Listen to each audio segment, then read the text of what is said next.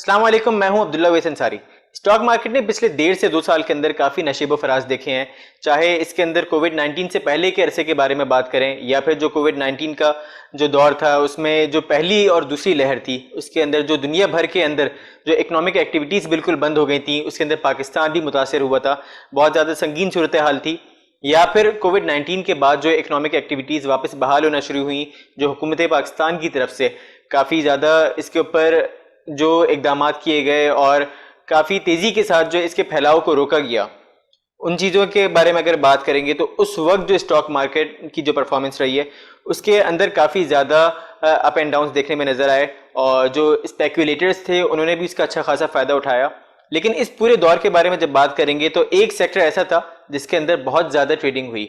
वो sector market mover के तौर पे जाना जाने लगा और जो ख़ास तौर पे स्पेकुलेटर्स थे उन्होंने इसके अंदर भरपूर तरीके से काम किया। ये टेक्नोलॉजी सेक्टर था। इसके अंदर चाहे आप सिस्टम्स की बात करें, एवेंसियन की बात करें या फिर जो मुख्तलिफ जो और स्क्रिप्ट इसके अंदर जो मौजूद हैं, टेलीकार्ड के बारे में बात करें या वर्ल्ड कॉल के बारे में बात करेंगे, तो ये इन सब के अंदर जो है वॉल्यूम बहुत ज़्यादा ट्रेड होना शुरू हो गया पिछले कुछ अरसे के अंदर और बहुत ज़्यादा लोगों ने इसके अंदर जो है पार्टिसिपेट किया, बहुत ज़्यादा इन्वेस्टमेंट की इसके अंदर।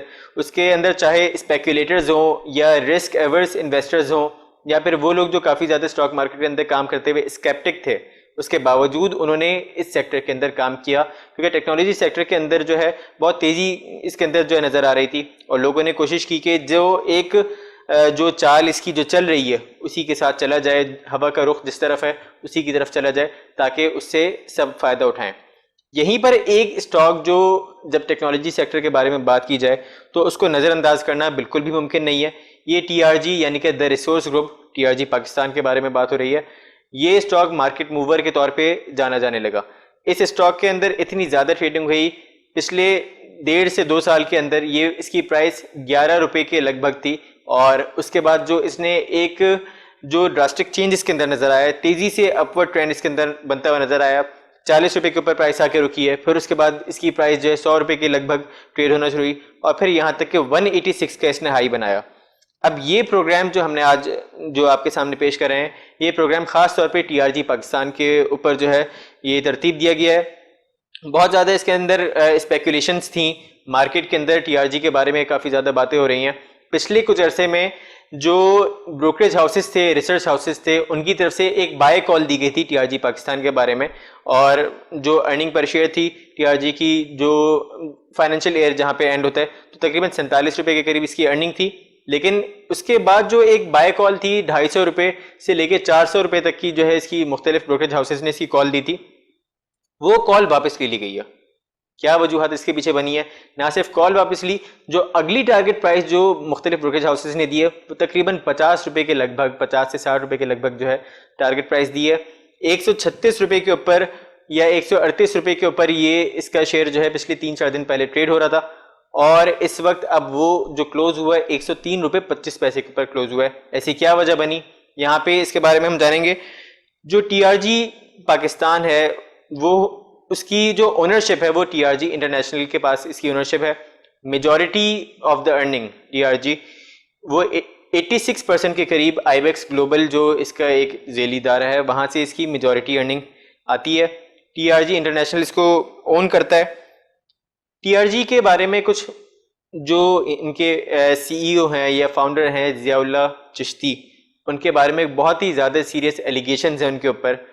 यूएस के अंदर जो कांग्रेस है, कांग्रेस के अंदर कुछ इसके ऊपर बातें की गई कि जो आर्बिट्रेशन, फोर्स्ड आर्बिट्रेशन का जो कानून है उसके तहत जो वहाँ पे सेक्सुअल हैरेसमेंट के जो केसेस हैं उसके अंदर जो विक्टिम्स होते हैं उनको जस्टिस नहीं मिलता, उनको इसके ऊपर इंसाफ फराहम नहीं किया जाता।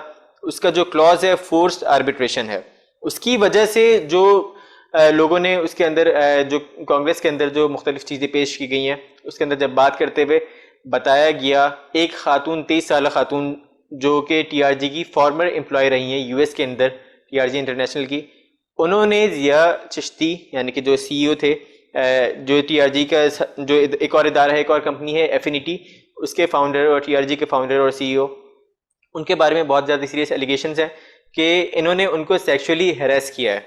और इतने बड़े लेवल के ऊपर जो ये इल्ज़ामात उनके ऊपर जो है लगाए गए हैं, वो उसकी वजह से ही सारा इम्पैक्ट टीआरजी पाकिस्तान के ऊपर, जो टीआरजी का स्टॉक है उसके ऊपर दिखने में नज़र आया। हमारे यहाँ मार्केट जो जब उसके अंदर ट्रेडिंग होती है, हमेशा हम बात करते हैं फंडामेंटल्स की, टेक्निकल्स की और सेंटिमेंट्स की। इन तीन चीज़ों के ऊपर मार्केट जो है हमेशा ट्रेड होते हुए नजर आती है।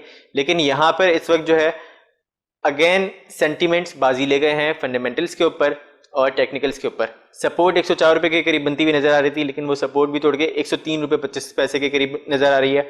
और यहाँ पे जैसे कि अभी बात की कि बाय कॉल सबने वापस ले ली है इसकी, और जो टारगेट प्राइस इसकी जो दी जा रही है वो तकरीबन 50 से 60 रुपए के बीच में टारगेट प्राइस दी जा रही है। जो इन्वेस्टर्स जिन्होंने इसके अंदर इन्वेस्टमेंट की थी वो क्या करें, वो उनके जो ठीक ठाक इन्वेस्टमेंट थी, बड़े बड़े इन्वेस्टर्स थे, रिटेल इन्वेस्टर्स थे, उनकी इन्वेस्टमेंट थी जिन्होंने 250, 260 या 400 रुपए तक की जो बाय कॉल थी उसके हिसाब से जो इन्वेस्टमेंट इसके अंदर की थी, वो काफ़ी ज़्यादा जो है परेशानी का शिकार है। जो इम्पैक्ट आया है इसका, जिया चिश्ती साहब के बारे में जो एलिगेशंस हैं, उन्होंने स्टेप डाउन कर दिया अपनी पोजीशन से, वो इस्तीफ़ा दे दिया अपनी पोजीशन से।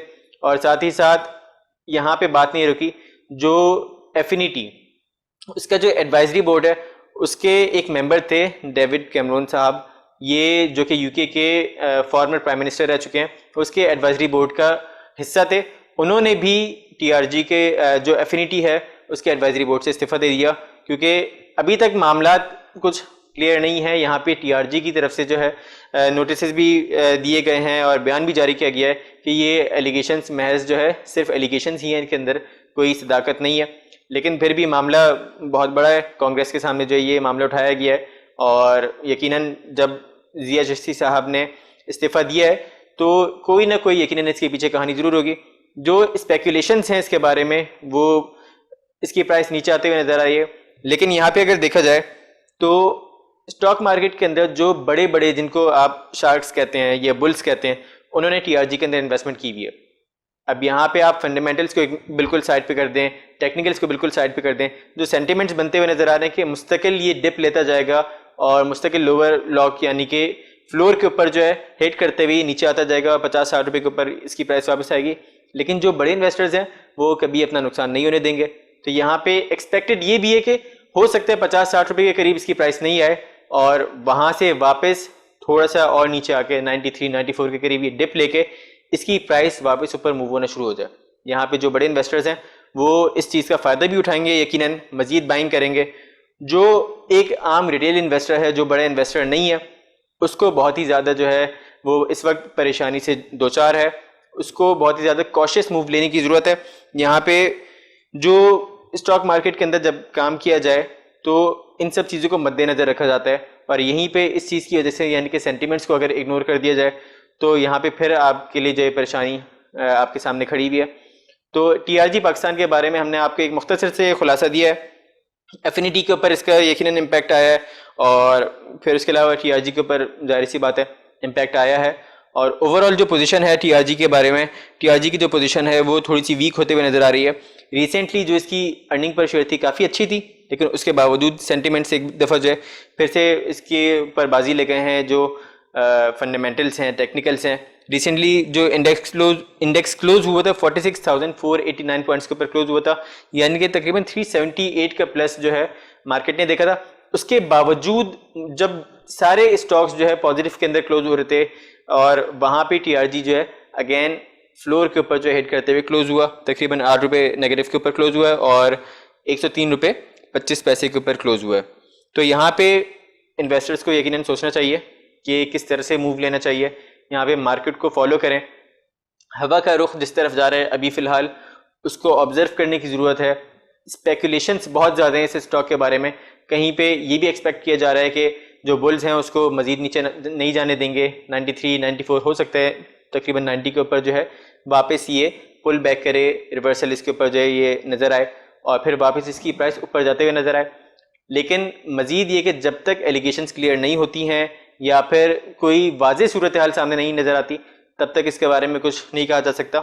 तो यहाँ पे इन्वेस्टर्स को जो है बहुत ही सोच समझ के फैसला करना चाहिए।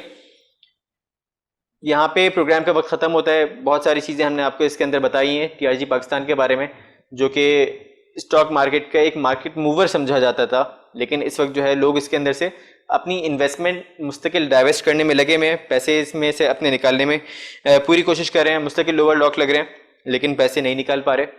तो इन सब चीज़ों को मद्देनजर रखते हुए मार्केट के अंदर ट्रेड करें। प्रोग्राम का वक्त खत्म होता है, इजाज़त दीजिए, अल्लाह हाफिज़।